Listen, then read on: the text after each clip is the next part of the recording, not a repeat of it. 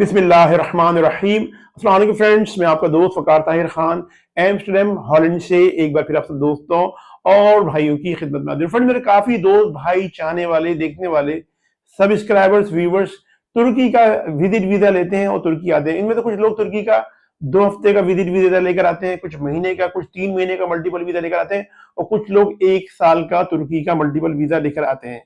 इस तरीके से मेरे वो भाई, ये तो हुई एक कैटेगरी। फिर दूसरे मेरे वो भाई जो तुर्की में डंकी लगाकर आते हैं, डंकी यानी कि इलीगल तरीके से बॉर्डर क्रॉसिंग करके ईरान आना, पाकिस्तान से, फिर ईरान से बॉर्डर क्रॉस करके इलीगल तौर पे तुर्की आना। इन लोगों के तो मैं शदीद सख्त खिलाफ हूं, लेकिन बहरहाल अब वो आ जाते हैं तो उनके लिए भी एक मशवरा है, लीगल गाइडलाइन मौजूद है, वो मैं उनको बताता हूँ।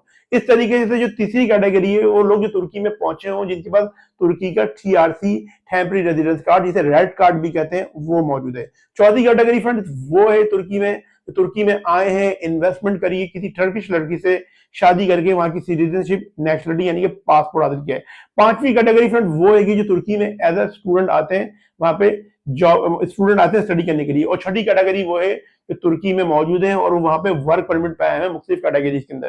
तो ये कुछ चीजें हैं, मैं आज की वीडियो में आपको डिटेल से सारी चीजें एक्सप्लेन करने जा रहा हूँ, बताऊंगा कि कौन से लोग तुर्की में वीजा अप्लाई कर सकते हैं। ये वीडियो में डिटेल से बना रहा हूँ। काफी लोग जो है अपने पैसे कचरे के डिब्बे में डाल चुके हैं, सीधी सीधे अल्फाज में बता रहा हूँ, जाया कर चुके हैं, कचरे के डिब्बे में डाल चुके हैं। तो वीडियो को देख लें। आज की वीडियो में मैं आपको लीगल गाइडेंस प्रोवाइड करूंगा और मेरे अपने एक क्लाइंट के साथ एक मतलब बैड एक्सपीरियंस हो गया और उसका फिर अभी हल निकल रहा था, तो उसने फिर मैं आपको बताता हूँ कि उसका क्या हल निकला आखिर में। सही है, तो वो भी मैं आपको बताता हूँ। तो वीडियो को आप शुरू से एंड तक देखें, आपको सारी चीजें मैं एक्सप्लेन करने जा रहा हूँ। ये वीडियो जो मैं बनाता हूँ ना दोस्तों, ये मैं अपने लिए नहीं, मैं अपने लिए आप लोगों के लिए बनाता हूँ और आप लोग इस वीडियो को शुरू से एंड तक देखा करें ताकि आपको सारी चीजें क्लियर हो जाए। अच्छा फ्रेंड्स, अब कल के दिन, यानी आज तो है जुम्मे का दिन, फ्राइडे, कल सैटरडे वाले दिन 17 मई 2025, यानी कि कल हफ्ते वाले दिन 17 मई को हम एक और पैकेज लॉन्च करने जा रहे हैं सर्बिया का कंप्लीट पैकेज लॉन्च करने जा रहे हैं। इसमें आपका टिकट, आपका वीजा, आपका सर्बिया पहुंच के आपकी रिहाइश और वर्क परमिट सब कुछ शामिल है उसमें। वो बहुत निहायत ही कीमत पर लॉन्च कर रहे हैं। कल की वीडियो आप लाजमी तौर पे देखें। वो इस चैनल पे नहीं, हम अपने बड़े channel travel and visa service पे लॉन्च कर रहे हैं। उस चैनल का लिंक मैं इस वीडियो के डिस्क्रिप्शन में दे देता हूँ। कल वो वीडियो पाकिस्तानी टाइम के मुताबिक रात के 11 बजे, ओमान और UAE के टाइम के मुताबिक रात के 10 बजे, सऊदीया, बहरीन, कतर, कुवैत के टाइम के मुताबिक रात के 9 बजे लॉन्च करेंगे। आप उस वीडियो को वो लोग मेरे यानी कि जो भाई जो सर्बिया आना चाहते हैं, प्रोस्पेक्टस, फ्यूचर प्रोस्पेक्टस उनका सर्बिया का सेटल डाउन होना चाहते हैं, वहां पे जॉब करना चाहते हैं, तो वो उस कल की वीडियो को लाजमी तौर पे देखें और फिर राब्ता करें।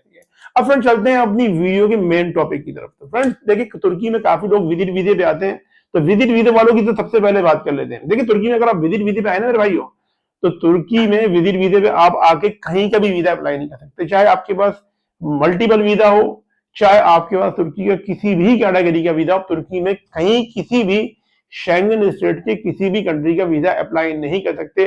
अब मेरे साथ खुद एक बैड एक्सपीरियंस हो कि मेरे अपने क्लाइंट हैं, उनका अभी कुछ अरसे पहले यानी पिछले साल मैंने उनका तुर्की आए थे विजिट वीजा लेके, फिर उन्होंने मुझसे राब्ता किया, मैंने उनका तुर्की से फिनलैंड का वीजा अप्लाई करवा दिया, क्योंकि फिनलैंड की कोई भी फिजिकल एम्बेसी पाकिस्तान में मौजूद नहीं है, जबकि फिनलैंड का वीजा पाकिस्तान से नीदरलैंड की एम्बेसी जो है वो प्रोसीड करती है। जबकि वो फिनलैंड का वीजा नहीं होता, वो नीदरलैंड का ही वीजा होता है, नीदरलैंड जिसे हॉलैंड कहते हैं, जहां पर मैं मौजूद हूँ। सही है, मैंने उनका वीजा अप्लाई किया, वो VFS ग्लोबल के ऑफिस में गए और उनको उनके डॉक्यूमेंट सबमिट नहीं करे, उनको बोला कि आप यहाँ पे इस विजिट वीजे पे कहीं का वीजा अप्लाई नहीं कर सकते।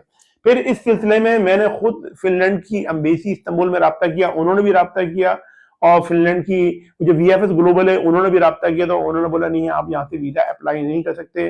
पाकिस्तान में जो नीदरलैंड की एम्बेसी है वो सर्बिया का वीजा प्रोसीड करती है। तो वो तो इसका मतलब ये हो गया कि मैं अपना एक्सपीरियंस बता रहा हूँ।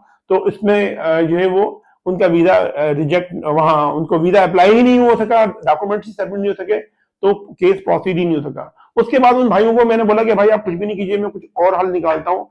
तो अभी मैं हल निकाल ही रहा था, तो वो भाई वहां से किसी तरीके से एजेंटों की तरह डंकी लगा के वो ग्रीस पहुंच गया था। अल्हम्दुलिल्लाह इस वक्त वो ग्रीस में मौजूद है, लेकिन मैं वो जो डंकी लगाकर पहुंचे ना ग्रीस में, मैं उसके भी शदीद खिलाफ हूँ। मैंने उनको कहा था, लेकिन वो बहरहाल पहुंच गए। सही है, 2-3 दफा बता रहे थे, ट्राई करी, वो पकड़े गए, तीसरी चौथी दफा की ट्राई पे वो निकल गए। सही है, तो अब ये तो मैंने आपको उनका बता दिया, लेकिन इसका मतलब नहीं कि आप भी इसी पैटर्न को फॉलो करें। मैं आपको पहले बता चुका हूं कि मैं शदीद खिलाफ हूं इस ड्रिंकी के, सही है, इलीगल रास्तों के। वो मेरा ये चैनल को बनाने का जो मकसद है ना, वो यही है कि मैं आपको लीगल गाइडेंस प्रोवाइड करूं, आप लीगल तरीके से आए। देखा नहीं आप लोगों ने कितनी लोग समुद्र में डूब के मर जाते हैं, बॉर्डर क्रॉसिंग में मर जाते हैं, तो आए तो लीगल तरीके से आए, जान है तो जहान है, सीधी सीधी बात है। सही, अब बात कर लेते हैं कि यानी तुर्की में विजिट वीजा पे आप कहीं का भी वीजा अप्लाई नहीं कर सकते, सिर्फ अप्लाई कर सकते हैं मोंटेनेग्रो का वीजा। मोंटेनेग्रो का वीजा अप्लाई कर सकते हैं क्योंकि मोंटेनेग्रो की एम्बेसी यानी कि उनका जो डिप्लोमेटिक मिशन है वो तुर्की में मौजूद है, और वहां से हमने कुछ वीजा प्रोसीड किए तो अच्छी सक्सेस रेशो रही है। सिर्फ मोंटेनेग्रो का वीजा आप तुर्की से अप्लाई कर सकते हैं। इसके अलावा अब जो दूसरी कैटेगरी है तुर्की के अंदर, वो है तुर्की के अंदर लोग स्टूडेंट वीजे पे। जब स्टूडेंट वीजे पे हैं तो स्टूडेंट वीजे वाले अगर वहां पे समर हॉलीडेज होती है और उनके पास सफिशिएंट मौजूद है, वो अपने कॉलेज या यूनिवर्सिटी से एक लेटर ले लेंगे, भाई हमारी वाकई में समर हॉलीडेज या विंटर हॉलीडेज है, समर हॉलीडेज समर में जा रहे हैं, विंटर हॉलीडेज हम न्यू ईयर या क्रिसमस सेलिब्रेट करने के लिए जा रहे हैं, उनको अपने कॉलेज या यूनिवर्सिटी से नो ऑब्जेक्शन सर्टिफिकेट लेना है, फंड्स उनके पास सफिशिएंट मौजूद है, स्पॉन्सर उनके पास मौजूद है, और अगर वो तुर्की में अपना कोई जॉब कर रहे हैं तो वो मौजूद है, तो फिर वो भी शेंगन स्टेट का या किसी भी कंट्री का वीजा अप्लाई कर सकते हैं क्योंकि उनके पास स्टूडेंट रेजिडेंस कार्ड मौजूद होता है।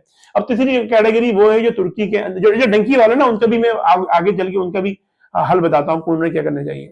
और जो तीसरी कैटेगरी के जो लोग हैं वो है तुर्की के अंदर जिनके पास तुर्की का रेड कार्ड मौजूद है, जिसे टीआरसी कहते हैं।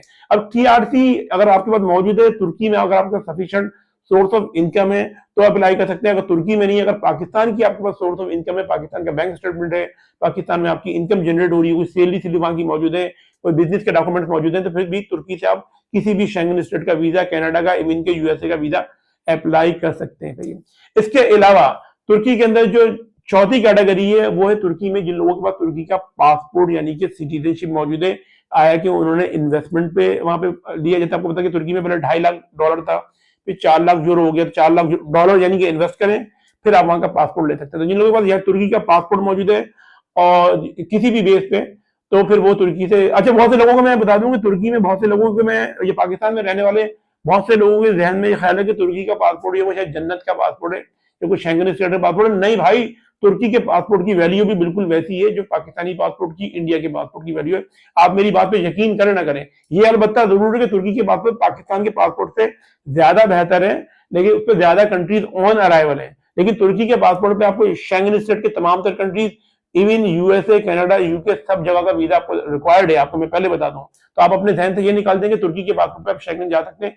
नहीं, तुर्की के लोगों को भी शेंगन स्टेट का वीजा अप्लाई करने के लिए सेम वही रिक्वायरमेंट्स दरकार है जो पाकिस्तान में रहने वालों को या गल्फ में रहने वालों को रिक्वायरमेंट दरकार है, वही रिक्वायर्ड डॉक्यूमेंट्स उनको चाहिए।